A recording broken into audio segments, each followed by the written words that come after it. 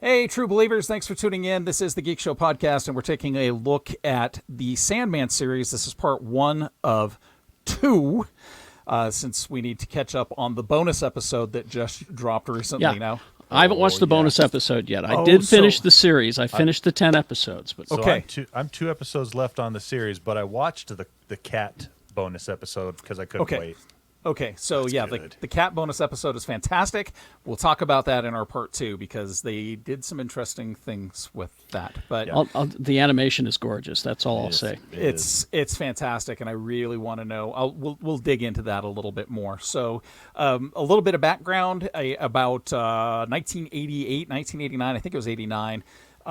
Pre-Vertigo, DC launched Sandman with a little-known writer named Neil Gaiman and a should-have-remained little-known illustrator named Mike Dringenberg.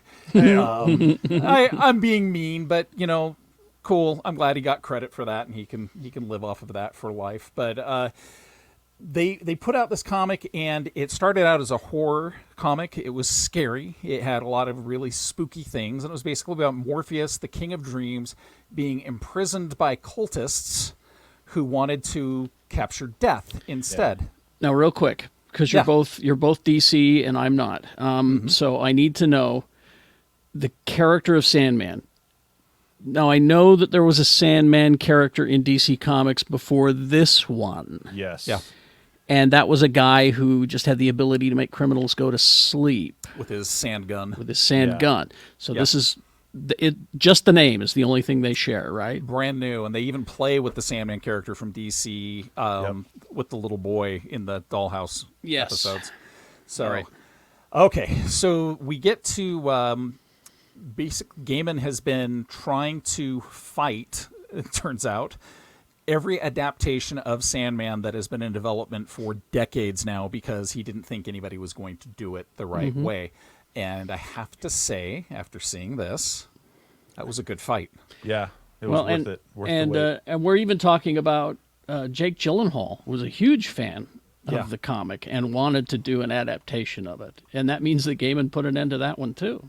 Yeah, I think Gyllenhaal would have been decent, but, I honestly think that I think the character needs to be British. It's a very British-feeling comic. Yeah, it is. It is. Well, and this guy they got to play Sandman, whose name I'm blanking on right now. Tom Sturridge. You couldn't have found a person that fits the character better. What's if cool you've is read the comics, you would. I'm just watching this and just thinking, how this scene looks like it was just a real life version of what what was drawn. He looks just like him from the comics. Yeah. I think they may have digitally messed with it because he's more gaunt while he's imprisoned by the cultists. Yeah, super gaunt. And it's also, for a comic book adaptation, so faithful. I mean, there's areas where they made changes from the source material, but I think it's because Gaiman was so heavily involved that it just made it better. I've heard comic book guys say that this is the most loyal to the comic adaptation that they can think of. It's pretty. And there's even some people who complained about Joanna Constantine and said, they had to make it woke by bringing in a woman. Actually, Joanna Constantine's in the Sandman comics. Yep. Yeah, she's a character. In the flashbacks in the Victorian age. This part that Joanna Constantine shows up in with Jenna Coleman, that is kind of a replacement for John Constantine, but I think it worked really well. Because in the comics, wasn't she just an ancestor of John Constantine? Yeah. Yeah. And there's an episode, we'll get to it in part 2. There's an episode where they show her in like the 1700s. In the past, that's perfect. And that episode was so good. Mm-hmm. Now, each episode, even though there is a through storyline, each episode is almost kind of its own story, which I found fascinating. Right. Yeah. Right. So I think if you're going to dive into it, Rebecca asked about this because she really wants to watch the cat episode, not the rest. Really, the only vital episode, I think, they're all good, but the vital episode is the first, to find out why the King of Dreams starts making changes to the way he rules the dreaming, right? Yeah. So, I would say, I think it's episode 3 you'd want to watch too, where he finishes collecting his objects of power. Right. So, watch your first 3 episodes. Exactly. The first 3 episodes establish who he is, what he does, and kind of the world in general. And then after that, it's kind of anthology style after that, but there's still the ongoing through thread of Morpheus and what and he the Corinthian wants to do, and the Corinthian. Right. There's things also with the character of Unity Kincaid who would not make sense if you did not watch the first episode. Yep. Because basically when Dream is captured by this cultist, there are people all around the world who just fall asleep. And they stay asleep, and he's imprisoned for the better part of 80 years. Yeah. So it's Roderick Burgess. Yeah. Who was he was originally he was trying to capture Death. Right. They want to be immortal. Yeah, he accidentally, catches Dream instead of Death. And figures out a way to capture him and keep him in this, fishbowl, for lack of a better term. And has figured out his totems, which are his helmet, his sand, and a ruby. Right. And those are the things that give him his powers. And then this is where we meet Roderick's son Alex as a kid, and he's certainly not Roderick's favorite kid. He makes that very clear. Yeah. And of course that'll come back. Dr. D. That's that is some freaky shit. So you get some interesting things with Morpheus going. He has to go and get his helmet from Hell, where he has a competition with Lucifer. I loved, Tony, I bet you caught this too, how a lot of the demons were rhyming. Yeah. Yeah. So that's a through line. So faithful, Yeah. Like, it's crazy. Yeah. So that in the DC comics, the demons are rhymers for the most part. So yeah, like if you ever go read anything that involves Etrigan, the demon, he always talks in rhyme. yeah. So the first episode it takes place over the 80 years that he's captured, and then older Roderick's son Alex, older Alex, comes in and helps him escape, and then that's where we start with the second episode. Well, is he's It wasn't even his son; it was his son's husband. The son's husband. Yeah, exactly. Yeah. But then once out, he condemns Alex to an eternal sleep because kid was kind of a shit. You could have let him go at any time. Yeah. Yeah, and he didn't. Second episode comes along, and then Morpheus returns to the dreaming, which is we learn his kingdom and the source of dreams. And his palace, his castle, is in ruins because he's been gone for so long. Well, and all the dreams ran away.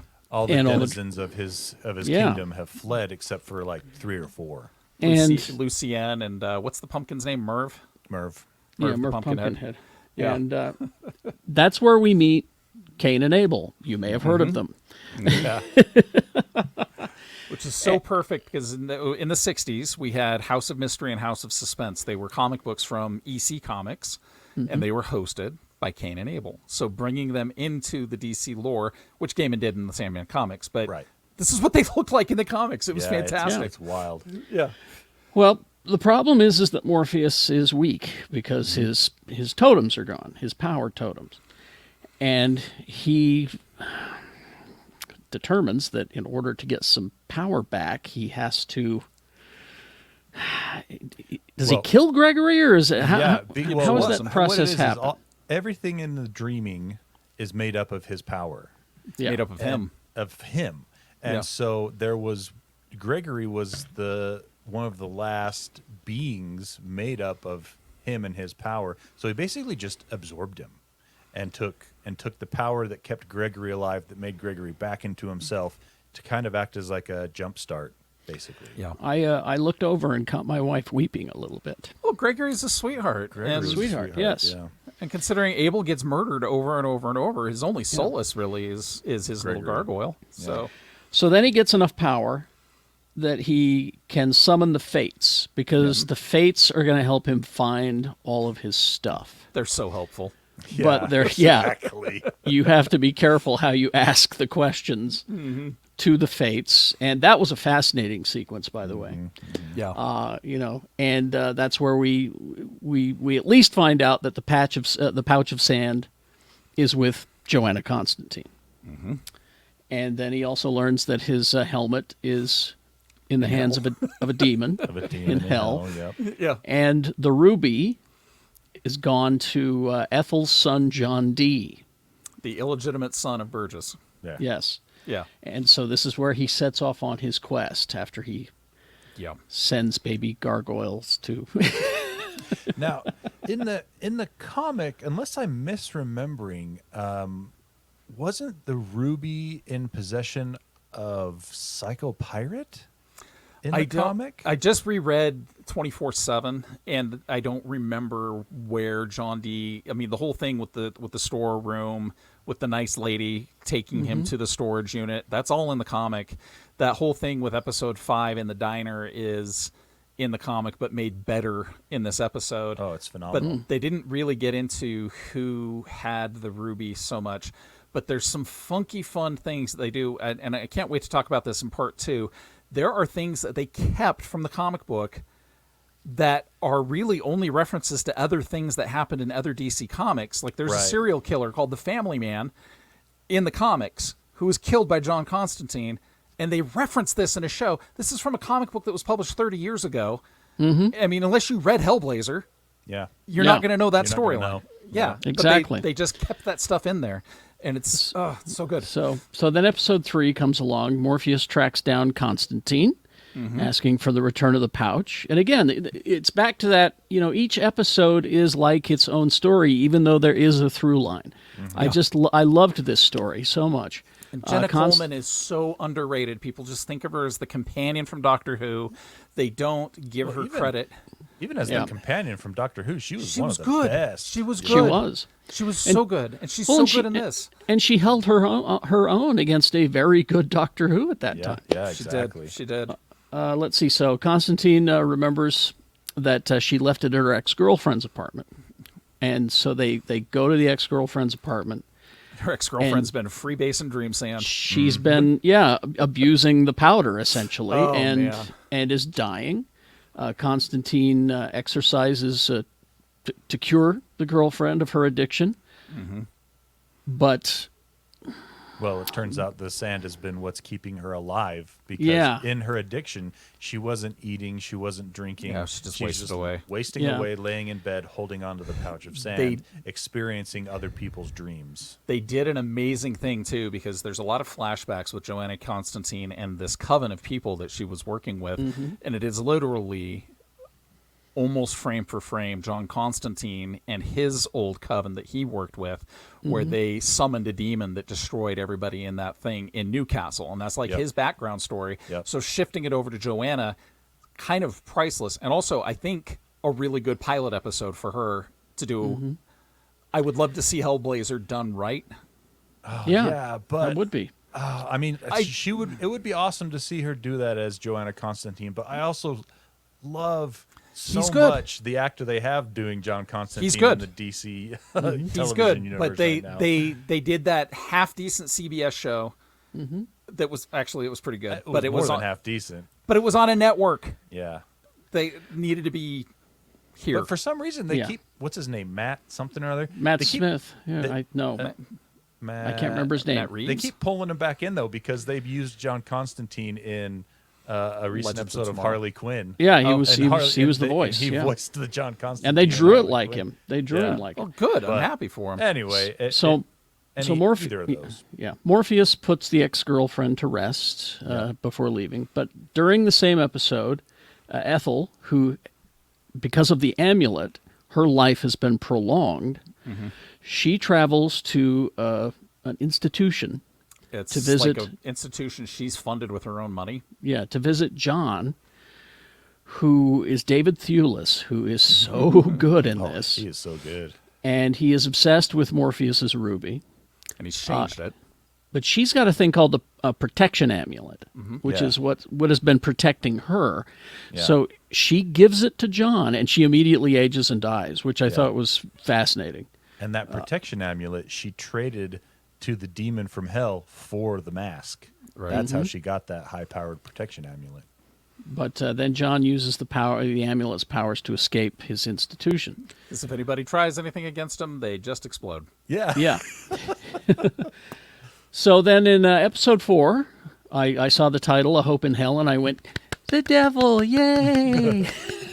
Here comes Gwendolyn Christie as Lucifer. As Lucifer Morningstar, who the show Lucifer that Rebecca and I love so much. It's the same character from the Sandman comics, who got his own title, and his own title was Lucifer, and the plot was the show, which was Lucifer decides to leave hell, abandon it, and go and open up a nightclub in L.A., because why not? Why not? You know. But this is the same character, but this time it's Gwendolyn Christie, who is Lucifer Morningstar. Morpheus goes down there, and they challenge Morpheus to a game of wits, essentially. Yeah, they made a few changes from the comic. In the comic, the demon himself that was making fun of Morpheus in the throne room is the one that challenges him, and when he fails, they destroy him. But because Lucifer didn't want to get involved directly with a that's head the thing of state. is that the demon chooses Lucifer as his champion. Right. In this. And Morpheus wins the challenge by, invoking hope, which, by invoking an LSD trip. Lucifer can't beat hope, apparently. Yep. And so he's able to regain his helm. But before he leaves, Lucifer says, I'm going to get you. I'm going to get you one of these days. And that'll be a callback. Yep. Then John is offered assistance by a good Samaritan who retrieves the ruby. Also in this episode. I like something they did here that's a nice deviation from the comic. In the comic, the lady, the Samaritan that picks him up, she lies to him at one point, and that's John's thing. He hates it when people lie. John D hates it when people lie. Again, just great performances. Yeah. So he just flat out kills her in the comic. And I like that instead he had a moment of compassion and gave her the protection sigil when he got the ruby back. And poor Morpheus got laid out flat because he went straight for the ruby. Didn't realize that it was altered until he'd already tried to use it. Because the ruby has been altered to attune to John's own wishes and nobody else's. Then John passes the protection amulet to the rescuer, deciding that he doesn't need the amulet anymore because I got this ruby. It's just for me. Now, then we get to episode 5, and this is the one Leigh has just been raving about this episode, and it's so good. It's Shannon brought up, and my wife even brought it up. It's like it was written like a play. It was performed like a play. It is Firestone Theater, circa 1957. It's acted incredibly well. Compassionate crew of characters, and at the same time, they all have their faults. You have the waitress who is writing her great novel based off of people that come into the diner. You've got the guy that owns the diner who she's obsessed with and in love with, and he's diddling her 21-year-old kid. You've got the power couple that comes in every morning on their anniversary. And you've got the lady who's just broke up with her girlfriend. And John D is in the back just manipulating everything. And in the comic, he does the same. Yeah. Now, it's the ruby's power to prevent people from lying. And it drives them to murder each other or commit suicide. Over the course of 24 hours. Yeah. Because is honesty the best policy is the question. Yeah. So then Morpheus arrives and transports John to the realm of dreams. John appears to use the ruby's power to defeat Morpheus. John crushes the ruby in his hand and decides, I'm victorious and this is my place. And Morpheus reveals himself and it destroys the ruby. Power is released back to the true master. And so we take pity on John, but a little, Morpheus returns him to the institution in a state of long-term sleep. And then that's where we also meet Desire briefly at the end of the episode. One of the endless. There's dream, death, desire, delirium, and destiny. But yeah, that episode 5 is just a great standalone episode. Just you wouldn't have to be watching the whole episode to that. I mean, that's just a good episode of The Twilight Zone or something like that. And terrific. It just ratchets up the terror. And another thing we've actually forgotten to talk about at all is Morpheus can communicate from the dreaming to the outside world and vice versa through ravens. And he loses a raven that is killed when he's imprisoned. And so Lucien, who's the librarian who is running the dreaming while he's imprisoned, Lucian sends Matthew, a new Raven, to go and look after Dream, and it's Patton Oswalt, and it's so great having this character who you could say is comedic relief. Yeah, but he's kind of not. He's just kind of your avatar explaining things to you while you're watching, and he's the voice of reason occasionally. Yeah, that's what I was going to say. He's kind of the voice of reason. This is my only complaint with the show. I, as you know, am a huge fan of Patton Oswalt. Sure. But hearing his voice kind of takes me out of it a little bit. It's the same with Hamill later. Yeah, a little bit with Hamill too. Not as much, but well, he's doing a voice, but yeah, you know it's Hamill. But you know it's Hamill. So that's my only complaint with this show. And other than that, I think it's just terrific. Yeah. And that's just a minor complaint. That's not enough to make me go, fuck this, and walk away. Yeah, there's some people, we won't talk too much about the latter half of the season. We'll just stop here. I think at episode 5, I think is a good jumping off point. Yeah, that's a good place. But there's a character that in the comics was based off of a local here in Salt Lake City. Yes. And a lot of people are upset that they did not keep that in right. And I think I don't have any concrete evidence on this. First off, the casting for Death is actually really good. Yeah, the I think actress so. is Yeah, phenomenal. She's great. But also, we need to remember that this comic was written in the Wild Wild West, and it's altogether possible that they didn't have the likeness rights for the person that inspired that character. Oh, yeah. There was, if you ever want to know the story of this local that it's based on, go down to Booze Teak and talk to our friend Ivy. Yeah. She knows the entire story. Well, and this person lived across the alley from me in my first apartment. I've seen the stories. I was around the artist when it happened. So it's let's not get too upset, and also let's cherish this awesome performance that happened in episode 6. But we'll talk about that in part 2. Yeah, it's because episode 5 was probably my favorite, and we'll break here and then we'll start with episode 5 next time. Sounds So, great. All right. Here's. Yes. I was just going to say, as someone who's read the comics before, I think this might actually be a superior version of the story than what the comics had. The comics were really good, but Neil Gaiman went extra Gaiman-y in some parts. Well, and he made some of it a little too convoluted or a little too disparate from issue to issue, and they fixed that. This is a more mature writer now, and he even talks about that. I've read some interviews with him lately where he talks about how first they were given the marching orders on a horror comic, then they decided to make it a fantasy comic about 6 issues in. Yeah. It's when they get to the Doll's House, which is the second half of the season, that they really came into their stride as a storytelling team, and then eventually when they bring Kelly Jones in, Kelly Jones, fantastic illustrator.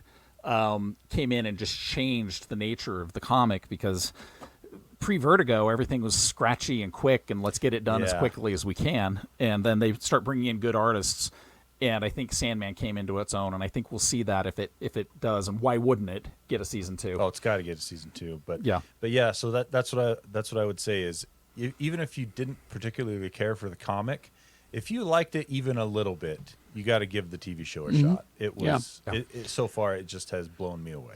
And as someone who is just peripherally aware of Sandman, it's just consistently good all the way through. The performances are amazing. I think it's a very rare case where this, I'm completely in agreement, is actually the superior product. So. Love the comics. I have them. I have the omnibus. It's fantastic. It's great stuff. But this is, again, with Gaiman's involvement in this final product, I think this is his final iteration on it, saying this is what I wanted. Also, if you get a chance to listen to the Sandman audiobook that came out in the last couple of years, it's fantastic. So is it good? I have it. I haven't listened yet, though. If I remember right from listening to it, McAvoy does Dream in that. Ooh, so it's fantastic stuff. All right. Yep. Well, thank you, true believers. We'll catch you next time. Awesome.